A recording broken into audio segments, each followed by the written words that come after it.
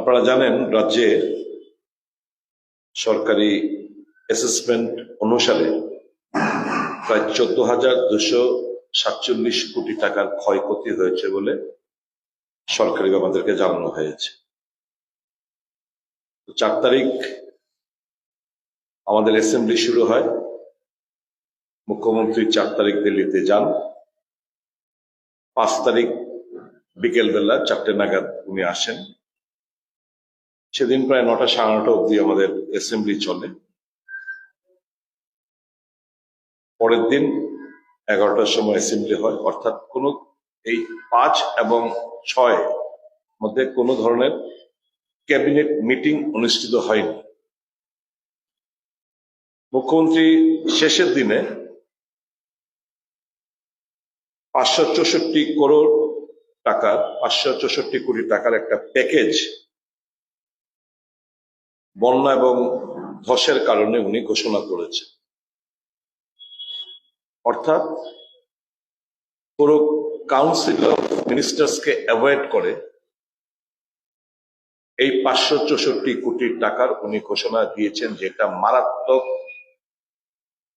অনিয়ম এবং বেআইনি। আমাদের টাকা, বাজেটের টাকা কোন খাতে কি খরচা হবে না হবে সেটা আপনারা জানেন। অ্যাসেম্বলিতে সেগুলো পাশ করানো হয়। এখন টাকা যদি কোথাও ডাইভার্ট করতে হয় কোনো খাত থেকে, কোনো হেড অফ অ্যাকাউন্ট থেকে, অতি অবশ্যই কাউন্সিল অফ মিনিস্টার্সের মঞ্জুরি অত্যন্ত জরুরি হয়। সেই জায়গায় আমি মহাকরণে খোঁজ নিয়ে দেখেছি যে 5 তারিখ উনি যখন ফিরে এলেন, তারপরে এবং 6 তারিখ বিধানসভা আরম্ভ হওয়ার আগে কোনো ধরনের ক্যাবিনেট মিটিং ছিল না। কাজেই কাউন্সিল অফ মিনিস্টার্সকে অ্যাভয়েড করে যখন আমি যেদিন উনি এলেন 5 তারিখ, যখন আমি বললাম যে আপনি গেছেন, আমরা ভেবেছিলাম বন্যা এবং ধসে ক্ষতিগ্রস্তদের সাহায্যের প্যাকেজ সেন্ট্রাল গভর্নমেন্ট থেকে ঘোষণা করা হবে, কিন্তু আমরা দেখলাম আশ্চর্যের সাথে আপনি যারা উগ্রবাদ থেকে স্বাভাবিক জীবনে যারা ফিরে আসার জন্য সংকল্প নিয়েছেন তাদের জন্য 250 কোটি টাকার একটা প্যাকেজ আপনি ঘোষণা করলেন। এই কথাটা বলার তড়িঘড়ির পর উনি মুখ্য সচিবকে নিয়ে, কারণ উনি কাউন্সিল অফ মিনিস্টার্সদের অ্যাভয়েড করা কি কারণ আমি জানি না, কাউন্সিল অফ মিনিস্টার্সকে অ্যাভয়েড করে চিফ সেক্রেটারির অ্যাডভাইস অনুসারে উনি এই কাজটি করলেন। এটা আমি মনে করি শুধু বেআইনি নয়, কাউন্সিল অফ মিনিস্টার যারাই রয়েছেন বিন্দু মাত্র যদি আত্মসম্মান বোধ থেকে থাকে, আমার জানা নেই তারা প্রশ্ন করেছেন কিনা। আমার অনুরোধ থাকবে মুখ্যমন্ত্রীর কাছে সবাই একযোগে গিয়ে কৈফিয়ত তলব করা যে কেন কাউন্সিল অফ মিনিস্টার্সকে বাইপাস করে এই ধরনের একটা সিদ্ধান্ত ওনাকে নিতে হবে। এখন 564 কোটি টাকা ঘোষণা উনি করেছেন।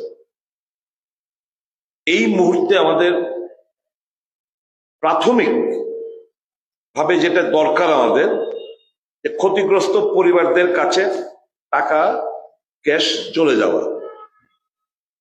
এই যে 564 কোটি টাকা উনি ঘোষণা করলেন, এর মধ্যে থেকে পাওয়ার ডিপার্টমেন্ট 100 কোটি টাকা, পিডব্লিউডি ডিপার্টমেন্ট 200 কোটি টাকা, মানে 300 কোটি টাকা শুধু ইনফ্রাস্ট্রাকচার বিল্ডিং, রাস্তা বিভিন্ন জায়গায় ক্ষত হয়েছে, অবশ্যই এগুলোকে মেরামত করতে হবে, এর মধ্যে কোনো সন্দেহ নেই।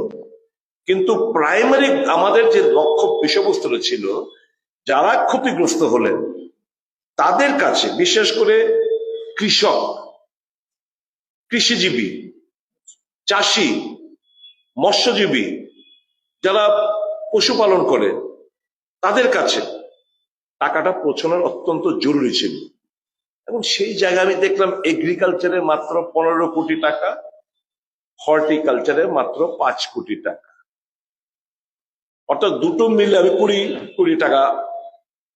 এবং ফিশারি, এই দুটোর মধ্যে সবচেয়ে বেশি ক্ষতি মাত্র ফিশারির মধ্যে মাত্র 10 কোটি টাকা। আমি সাংবাদিক বন্ধুরা, আপনাদের নিশ্চয়ই খেয়াল আছে, আমি বারংবার বিধানসভা অধিবেশনে এবং নট অনলি দ্যাট সর্বদলীয় মিটিং এ সরকারের কাছে, মুখ্যমন্ত্রীর কাছে বারবার যে কোন দপ্তরে কি অ্যাসেসমেন্ট, কি ক্ষতি হলো, আলাদাভাবে হিসেবটা আমরা চাই।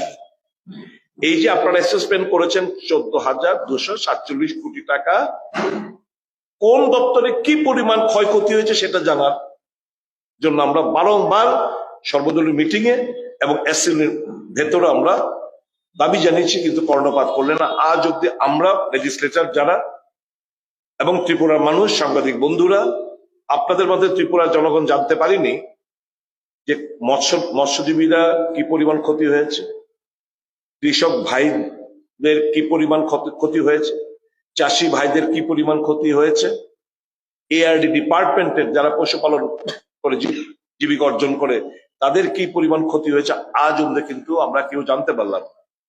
কাজে এই যে প্যাকেজের পর 564 কোটি প্যাকেজের মধ্যে যে সমস্ত ডিস্ট্রিবিউশন করা হয়েছে, এটা আমি বলবো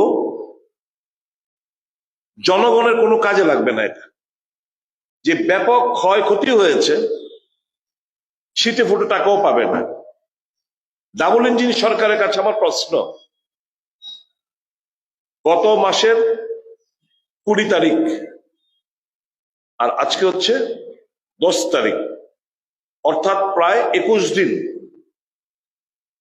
দিন চলে গেল। দাবি মোতাবেক জাতীয় বিপর্যয় ঘোষণা করলেন না, স্পেশাল প্যাকেজ দেওয়া করলেন না, সব ছেড়ে দিন। আজকের তারিখ পর্যন্ত কেন্দ্রীয় সরকার থেকে আমরা 1 টাকা আমরা পাইনি, 1 নয়া পয়সা পাইনি। যে 40 কোটি টাকা উমেশ সাহা ফ্লাডের 3-4 দিন পর যেটা পাঠানো হয়েছিল, সেটা প্রতি বছর আমরা এসডিআরএফ, স্টেট ডিজাস্টার রিলিফ ফান্ডে আমরা প্রতি বছর পেয়ে থাকি। এই বছরের টাকাটা ওনারা শুধু অ্যাডভান্স আমাদেরকে দিয়ে দিয়েছেন, এইটুকুই। এছাড়া 1 টাকা এখন পর্যন্ত কেন্দ্রীয় সরকার থেকে আমরা পাইনি। কাজে এই লজ্জাস্কর ঘটনাটা ঢাকতেই মুখ্যমন্ত্রী তড়িঘড়ি করে বেআইনি ভাবে এরকম একটা ঘোষণা দিলেন ক্যাবিনেটকে ডিঙ্গিয়ে। আমরা কি দেখলাম? অ্যাসেম্বলিতে মুখ্যমন্ত্রী 250 কোটি টাকার যারা স্বাভাবিক জীবনযাপনে ফিরে আসবে তাদের জন্য, তাদের পুনর্বাসনের জন্য উনি ঘোষণা দিয়েছেন। আমার আজকে জিজ্ঞেস, যারা উগ্রবাদের দ্বারা যে হাজার হাজার মানুষ ডিসপ্লেস, ঘর বাড়ি ছেড়ে এখনো অন্যত্র জীবনযাপন করছে নোম্যাডের মতো, বিভিন্ন শিবিরে রয়েছেন এখনো, তাদের জন্য তো কোনো প্যাকেজ ঘোষণা করতে দেখলাম না। কাটা তারের বেড়া দেওয়ার প্রেক্ষিতে যে সমস্ত হাজার হাজার পরিবার ক্ষতিগ্রস্ত হলেন, যাদের জোতের জমি, বাড়ি ঘর কাটা তারের ওপারে পড়েছে, তাদের প্যাকেজের ব্যাপারে তো 1 টাকা খরচা করতে, 1 টাকা আদায় করে আনার জন্য কেন্দ্রীয় সরকার থেকে আমরা দেখলাম না। না বর্তমান সরকার, না আগেকার সরকার, না বর্তমান সরকার, না আগেকার সরকার, কাউকে আমরা দেখলাম না এই ডিসপ্লেস যারা স্থানান্তরিত জাতি উপজাতি উভয় অংশের মানুষ, যারা বাড়ি ঘর ফেলে উগ্রবাদদের কারণে অন্যত্রে যেতে হয়েছে, জোত জায়গা, জোত জমি, জোত বাড়ি ছেড়ে অন্যত্রে বসবাস করতে হচ্ছে, তাদের বেলাটা কোনো প্যাকেজ আমরা দেখতে পেলাম না। ভালো মিজোরাম থেকে রুশ শরণার্থীদের সেটেলমেন্ট করেছেন, আমরা সাধুবাদ জানাই, ধন্যবাদ জানাই কেন্দ্রীয় সরকারকে। কিন্তু আমার রাজ্যের স্থায়ী বাসিন্দাদের, যারা বর্ন এন্ড ব্রট আপ, যুগের পর যুগ ধরে যারা বসবাস করে আসছে, তাদের বেলায় তো 100 টাকার একটা প্যাকেজ ঘোষণা করতে আমরা দেখলাম না। কাঁটাতারের ক্ষতিগ্রস্ত পরিবারদের জন্য তো আমরা 100 টাকার একটা প্যাকেজ ঘোষণা করতে দেখলাম না কেন্দ্রীয় সরকার থেকে। এই ব্যাপারে বিজেপি সরকার কতটা উদাসীন। আর এরা বলে বাঙালি হিন্দুদের কথা এদের মুখে শোভা পায় না। কারণ যদি আমরা মনে করি, আমরা যদি দেখি আসামে বাঙালি হিন্দুদের অবস্থান করুণ চিত্র, কাজে এদের মুখে সমস্ত জিনিসগুলো শোভা পায় না। আমি আজকে বিনম্রতার সাথে ত্রিপুরা মথার সুপ্রিমো প্রদ্যুৎ কিশোর দেববর্মাকে আমি জিজ্ঞেস করতে চাই, মার্চের 2 তারিখ কেন্দ্রীয় সরকারের লগে তথাকথিত একটা চুক্তিতে আপনারা স্বাক্ষরিত করেছিলেন, বলেছিলেন 6 মাসের মধ্যে আপনাদের যে ডিমান্ড গুলো সেটা কেন্দ্রীয় সরকার পূর্ণ করবে, আপনাকে আশ্বস্ত করেছে। এটার এই 6 মাস এক্সপায়ারি হয়েছে সেপ্টেম্বরের 2 তারিখ। আপনি 5 তারিখ জম্পুই জেলা বিভিন্ন জায়গায় গিয়ে বললেন পটকা ফোটানোর জন্য তৈরি থাকতে। আপনি 5 তারিখ দিল্লিতে গিয়ে একটা ঘোষণা দেবেন। এক্সট্রিমিস্ট সেটেলমেন্টটাই যদি আপনার ডিমান্ডের মধ্যে এটাই যদি মূলত হয়ে থাকে যে এই এক্সট্রিমিস্ট সেটেলমেন্ট সারেন্ডার, জানি না, এখন স্বাভাবিক আমার প্রশ্ন উঠতে শুরু করেছে, এই যে 250 কোটি টাকার প্যাকেজ ঘোষণা করলো, কি আর্মস এন্ড এমুনিশন, কি হাতিয়ার লে ডাউন করেছে কিংবা তারা লে ডাউন করবে সরকারের কাছে? তার উপর ভিত্তি করেই তো একটা অ্যাসেসমেন্ট করা হয়। 250 crores of rupees, নয়তো কালকে আরেকটা সেকশন অফ পিপল বাংলাদেশ ওপারে গিয়ে এই ধরনের ক্রিয়াকর্মগুলো করে তারা আবার কয়েক বছর বাদে আবার সেটেলমেন্টে আসবে। This will be a never ending process, a continuous process. কি arms and ammunition let down করবে কিংবা করেছে কিংবা করবে তারও কোনো উল্লেখ নেই। যে কথাটা বলছিলাম প্রদ্যুৎ কিশোর দেববর্মাকে, আর কতকাল আপনি সহজ সরল তিপ্রাসাকে তাদেরকে ভুল বুঝিয়ে রাজনীতির স্বার্থ চরিতার্থ করবেন? উত্তর দিন আপনি। I don't blame you, but you have fallen in a trap of laid down by the central government. আপনি তাদের ফাঁদে পা দিয়ে দিয়েছেন। তিপ্রাসার স্বার্থ বিসর্জন দিয়ে শুধু রাজনৈতিক স্বার্থ চরিতার্থ করছেন, ব্যক্তিগত কিছু স্বার্থ চরিতার্থ করছেন আপনি। আমি তিপ্রাসা বন্ধুদের বলবো, অ্যাসেম্বলিতে দেখেছেন সোশিও ইকোনমিক ডেভেলপমেন্টের জন্য ওয়ার্ল্ড ব্যাংক থেকে 1400 কোটি টাকা যে ঋণ নিয়ে কিভাবে আত্মসাৎ করছে, সেদিন বিধানসভায় বলেছি।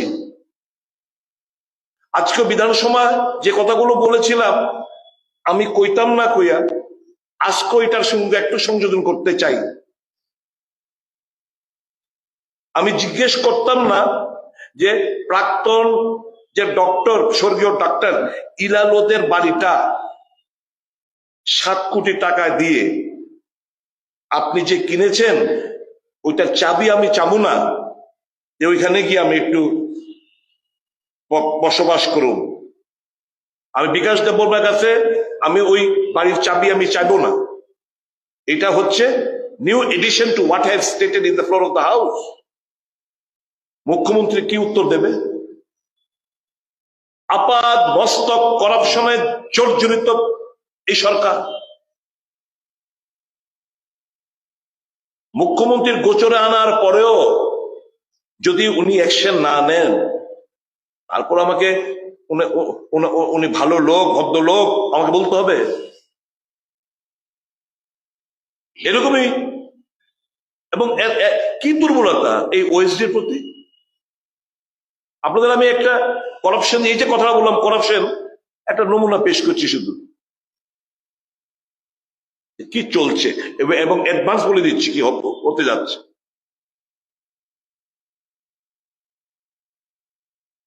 সুনামরা থেকে বিলোনিয়া বরপাথারি একটা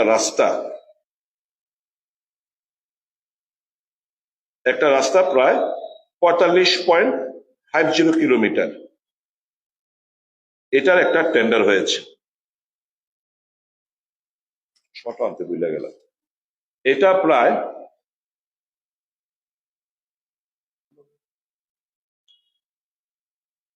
220 কোটি টাকার।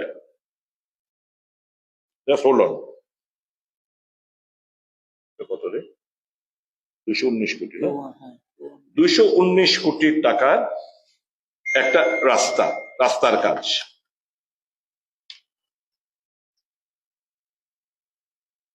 আরেকটা হচ্ছে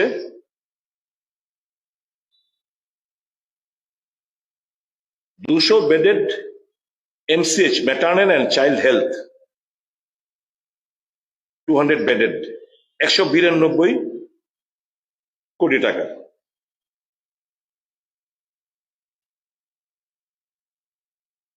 ডেন্টাল কলেজ 204 কোটি টাকার। এই কাজটা দরপত্র আহ্বান করেছে, জমা পড়েছে। এর মধ্যে পার্টিসিপেট করেছে civil engineers enterprise private limited. আরেকটা হচ্ছে ত্রিবেণী, এটা কলকাতার civil engineers enterprise private limited, কলকাতার একটা এজেন্সি। খুব সম্ভবত ওই যে নাইটেঙ্গেল, আমাদের ত্রিপুরা ভবনের পাশে যে নাইটেঙ্গেল যে একটা হাসপাতাল, এই হাসপাতালের মালিক হচ্ছে এটার মানে কর্ণধার। আরেকটা হচ্ছে Guwahati base Tribeni construction limited. এবং আমি কোম্পানি থেকে বলা হয়েছে তোমাদেরকে পরে কাজ দেব, তোমরা পার্টিসিপেট করো, কিন্তু এদেরকে সাপোর্ট করে দাও। আজকে বলে যাচ্ছি, এই যে দুইটা কোম্পানি, এই যে এখন কি অবস্থায় আছে, অবস্থাটা এই, এখন শুধু টেকনিক্যাল বিড খোলা হয়েছে। এই দুইটা কাজের টেকনিক্যাল বিড খোলা হয়েছে, ফিনান্সিয়াল বিড এখনো খোলা হয়নি। আমি চৈতের গীত মাগে গায়ে যাইতেছি।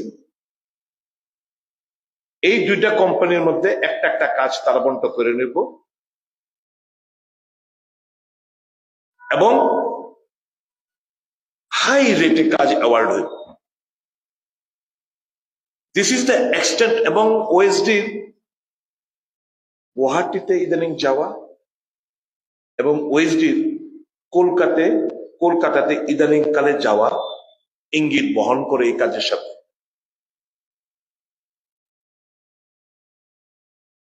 এবং দেখবেন, মিলিয়ে নেবেন, এই দুটো কোম্পানি ম্যাকেন্টোশ বার্ন কাজ পাবে না। এই দুটো কোম্পানি, এবং আমি জানি কি হয়েছে না হয়েছে। ওই যে পার্সেন্টেজের কথা অ্যাসেম্বলিতে উল্লেখ করেছিল, that percentage has already been taken.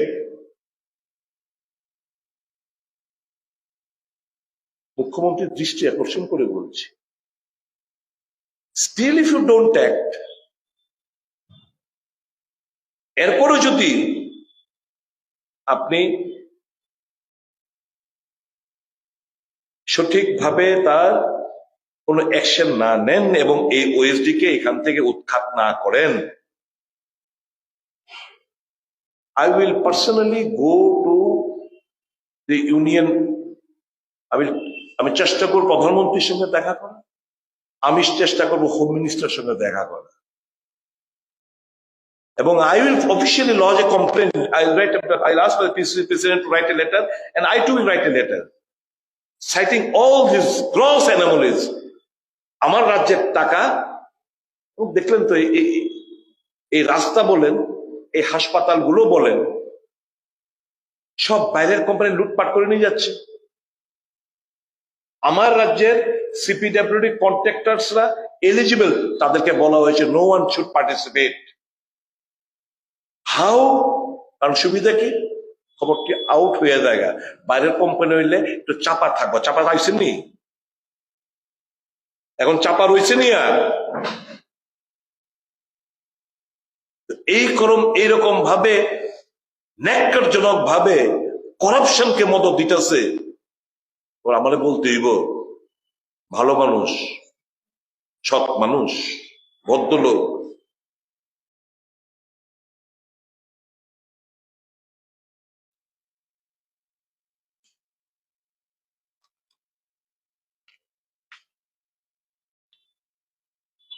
আরেকটা ইস্যু, সারা রাজ্যে একটা ললেসনেস এর একটা খবরের কাগজ, সোশ্যাল মিডিয়া দেখলেই খুন, জখম, রাহাজানি, সাংবাদিক পেটানো, বাড়ি ঘরে, নিরীহ মানুষের বাড়ি ঘরে পেটানো। এই তো গত পরশুদিন আপনাদের মধ্যে 4 জনকে বেধড়ক মারধর করা হয়েছে জিবি আশপাশ এলাকায়। ত্রিপুরা প্রদেশ কংগ্রেস গভীরভাবে আমরা নিন্দা জানাচ্ছি, ধিক্কার জানাচ্ছি, এবং এরাই হচ্ছে ভারতীয় জনতা পার্টির অ্যাসেট, হীরার টুকরো। যে রাজ্যের মধ্যে সাংবাদিক মায়েরা, বোনেরা তারা সুরক্ষিত না, সেই জায়গায় আম জনসাধারণ কি অবস্থা ভালো করে বুঝতে পারছে। জিআরবিটি নিয়ে একটাই প্রশ্ন আমাদের আজকে, গতকালকেও আমাদের যুব কংগ্রেস ভাইয়েরা, বন্ধুরা আন্দোলন সংগঠিত করেছেন, ডাইরেক্টরের সঙ্গে কথাবার্তা বলেছেন যে এর ডিমান্ডটা এই করেছে যে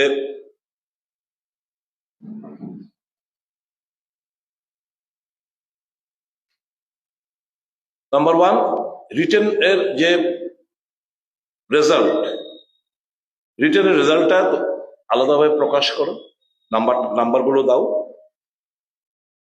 মৌখিক যে পরীক্ষা, মৌখিক পরীক্ষারও রেজাল্টটা আলাদাভাবে দাও।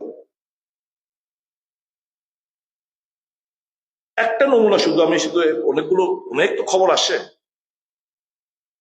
1424 সিরিয়াল নাম্বার এই জিআরবিটি রেজাল্ট।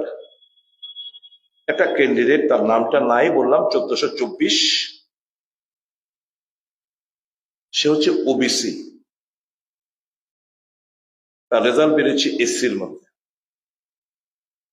সে হচ্ছে ওবিসি ক্যাটাগরির, আর রেজাল্টের নাম এসসি, ওর এসসি ক্যাটাগরি। মানে ওকে পাইয়ে দিতে হবে। কি করা যায়, ওই এসসি হিসেবে দেখিয়ে এসসির কোটা এভেল করে তাকে পাইয়ে দাও। এটা হচ্ছে দক্ষিণ জেলার জোলাইবাড়ি বিধানসভা কেন্দ্রের। আর কি দাবি করেছি আমরা, যে যারা এতগুলো বের করেছেন, অনেকে, প্রায় আমার ধারণা, ব্যক্তিগত ধারণা, 1000 খানেকের মতো লোক জয়েন করবেন। ইতিমধ্যে এরা গ্রুপ সি তে চলে গেছে একটা বিরাট অংশ বহিরাজ্যের, এরা আসবে না। কাজে ওয়েটিং লিস্ট বের করো। ওয়েটিং লিস্ট থাকলে লেটার অফ অ্যাপয়েন্টমেন্ট শেষ দিন যখন জমা দেবে, তখন বেরিয়ে আসবে এতজন জমা পড়েনি। তারপরে তোমরা নেক্সট সিরিয়াল থেকে শুরু করে তোমরা তাদেরকে সুযোগ করে দাও। আরে কারা পেল? এই রাজ্যের ছেলে মেয়েরাই তো পেল। সবাই তো তাকিয়ে থাকে একটা বুক বড় আশা নিয়ে, যে হয়তোবা দীর্ঘ প্রতীক্ষার পর একটা ভালো খবর কিছু আসবে। আমি সরকারের কাছে অ্যাসেম্বলিতে বলেছি, আমার যুবক কংগ্রেসের এরা আন্দোলনে সংগঠিত করছে। আজকেও প্রদেশ কংগ্রেসের ভবন থেকে আমরা জোরালো দাবি জানাচ্ছি এই ওয়েটিং লিস্ট বার করার জন্য। আরেকটা খুব সেন্সিটিভ, এর বেশি আমাকে আপনারা কিছু জানার চেষ্টা করবেন অবশ্যই। না, আমরা তো একটা সেন্সিটিভ একটা বিষয়বস্তু নিয়ে একটা চিঠি মাননীয় প্রদেশ কংগ্রেস সভাপতি আজকে মুখ্যমন্ত্রীকে লিখেছেন, আমি আপনাদের পড়ে শোনাচ্ছি। তো বিষয়বস্তুটা এর মধ্যে আপনারা বুঝে যাবেন। মাননীয় মুখ্যমন্ত্রী মহাশয়, আশা করি ভালো আছেন। একটি বিষয় নিয়ে আপনার দৃষ্টি আকর্ষণ করছি। বিষয়টি অত্যন্ত গুরুত্বপূর্ণ। দয়া করে আমার এই বার্তাটি পড়বেন। আশা করি আপনার ব্যক্তিগত ইমেজ এবং দলের ভাবমূর্তি তাতে অক্ষুণ্ণ হবে না।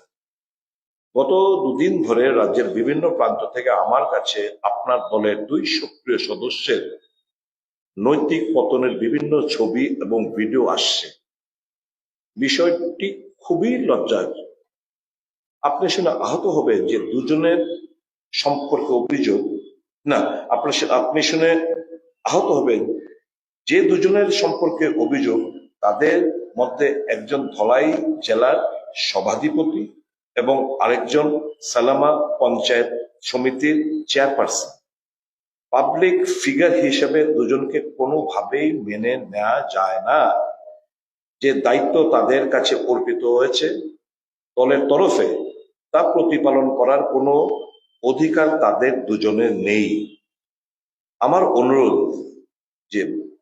যে বা যারা ওই দুজনের চারিত্রিক দিকটির ভিডিও করে ছবি তুলে নানা দিকে দিয়ে দিচ্ছে, তাদের বিরুদ্ধে কড়া ব্যবস্থা গ্রহণ করুন। কি ছবি বা ভিডিও তা আপনাকে পাঠাতে রুচিতে বাঁধছে, আপনি ব্যক্তিগতভাবে চাইলে না হয় দেখানো যাবে। আগামী 48 ঘন্টা সময় যথেষ্ট, এর মধ্যেই আপনাকে ব্যবস্থা নিতে হবে। না হলে আমরা দলীয়ভাবে যা করা করব। ধন্যবাদ আনতে Ashis Kumar Shah. They have lost all moral rights. যখন কৈতুর বাজার এবং দুর্গানগরের জায়গায় বাড়িঘর দাউ দাউ করে জ্বলছিল, লুটপাট চলছিল অবাধে, তখন ভারতীয় জনতা পার্টির অফিসে বসে সব চিন্তাবিদরা বসে তারা সিলেকশন করলেন কে চেয়ারপারসন হবে, কে জেলা সভাধিপতি হবে, কে প্রধান হবে, কে উপপ্রধান হবে, কে পঞ্চায়েত সমিতির চেয়ারপারসন হবে। এর মধ্যে এক মার্ডার কেসের আসামে যে 3-4 মাস জেল খেটে বেরিয়েছে তাকেও করা হয়েছে পঞ্চায়েত সমিতির চেয়ারপারসন। এখানে দুজনের কথা উল্লেখ করলাম, খুব নোংরার ছবি আজকে আশিস বাবুর কাছে ঘুরে ঘুরে এসছে। আমার বক্তব্য হচ্ছে, এরা মহিলা, তাদেরকে নিয়ে এরকম ভাবে এক্সপ্লয়টেশন,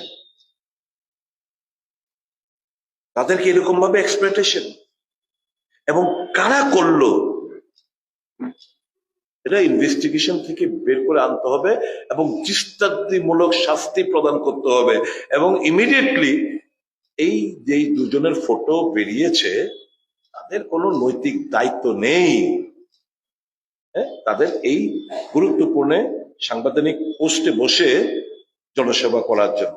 কাজে immediately they should be asked to resign, let replacement be there, এবং যারা এই সমস্ত ন্যাক্কারজনক ঘটনার সাথে যারা জড়িত তাদেরকে খুঁজে বের করে দৃষ্টান্তমূলক শাস্তি প্রদান করবেন বলে আমরা বিশ্বাস করি।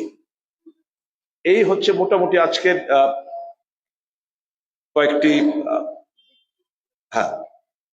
কয়েকটি বিষয়বস্তু ব্যাপারে